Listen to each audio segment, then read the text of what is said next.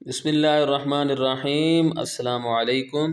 انشاءاللہ آج کی ویڈیو میں آپ کے سامنے 9ویں جماعت کی اردو کی نئی کتاب جو کہ Punjab curriculum and text book board نے حال ہی میں شائع کی ہے اور انشاءاللہ 2025 سے پنجاب کے اسکولوں میں پڑھائی جائے گی، اس کے 17ویں سبق یعنی غزل سن تو صحیح جہاں میں ہے تیرا فسانہ کیا کے شاعر خواجہ حیدر علی آتش کا تعارف پیش کروں گا۔ انشاءاللہ جو یہاں لکھا ہوا ہے اس کو سمجھ کر پڑھوں گا۔ اگر آپ میری سابقہ ویڈیوز جو میں نے اس کتاب کے بارے میں بنائی ہیں مکمل طور پر دیکھنا چاہتے ہیں تو اس ویڈیو کی ڈسکرپشن میں موجود لنک کو وزٹ کریں۔ تو آئیے ویڈیو شروع کرتے ہیں۔ اس غزل کے شاعر ہیں خواجہ حیدر علی آتش جو 1764 میں پیدا ہوئے، 1846 میں انتقال کر گئے۔ خواجہ حیدر علی جو آتش تخلص کرتے تھے، تخلص کہتے ہیں وہ مختصر نام جو شاعر اپنی شاعری میں استعمال کرتا ہے، کا تعلق دلی کے ایک معزز خاندان سے تھا، یعنی عزت والے خاندان سے تھا۔ ان کے والد نواب شجاع الدولہ کے عہد حکومت یعنی دور حکومت میں ترک سکونت کر کے، ترک سکونت کا مطلب ہوتا ہے رہائش کو چھوڑ دینا، ترک سکونت کر کے فیض آباد چلے گئے۔ اس زمانے میں اودھ کا دارالحکومت فیض آباد تھا، لکھنؤ بعد میں ہوا، یعنی پہلے اودھ کا دارالحکومت فیض آباد تھا، بعد میں لکھنؤ بن گیا۔ صغر سنی یعنی چھوٹی عمر میں والد کا سایہ سر سے اٹھ گیا تو انہوں نے روایتی تعلیم کو خیر باد کہہ دیا۔ روایتی تعلیم کا مطلب ہوتا ہے جو پہلے سے چلی آ رہی ہو، تعلیم کا انداز جو پہلے سے چلا آ رہا ہو، خیر باد کہہ دینا یعنی چھوڑ دینا۔ اور مزاج میں بانک پن آ گیا۔ بانک پن کا مطلب ہوتا ہے ٹیڑھا یا ترچھا ہونے کی کیفیت یا مزاج میں شوخی کا آ جانا۔ ذریعہ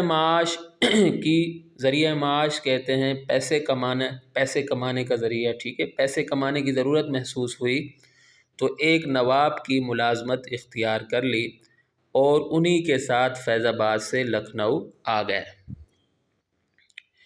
یہ وہ زمانہ ہے جب شعر و شاعری کا بڑا چرچا تھا، خصوصاً لکھنؤ میں بڑی گرم بازاری تھی، یعنی لکھنؤ میں بہت زیادہ شعر و شاعری کا چرچا تھا۔ یہ بھی اسی رنگ میں رنگے گئے، یعنی یہ بھی شعر و شاعری کی طرف مائل ہو گئے۔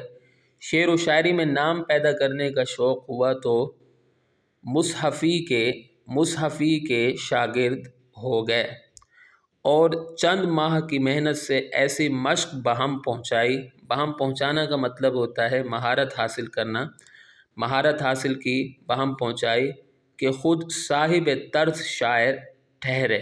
صاحب طرز یعنی جس کا اپنا انداز ہو، اور دور و نزدیک ان کا شہرہ ہو گیا، یعنی شہرت ہو گئی۔ خواجہ حیدر علی آتش نے اپنی ساری عمر وضعداری میں بسر کی۔ وضعداری کا مطلب ہوتا ہے پرانے طریقے کے مطابق روایتی انداز میں اپنی زندگی انہوں نے گزار دی۔ ان کی زندگی بڑی سادہ تھی، مگر زندگی بتانے کا یعنی زندگی گزارنے کا ایک خاص قرینہ یعنی طریقہ اور ڈھب تھا۔ ڈھب کا مطلب یہ طریقہ ہی ہوتا ہے، اور وہ آزاد مزاجی اور لا ابالی پن کے حامل واقع ہوئے تھے، یعنی آزاد مزاج تھے، بالکل آزادانہ خیال رکھتے تھے۔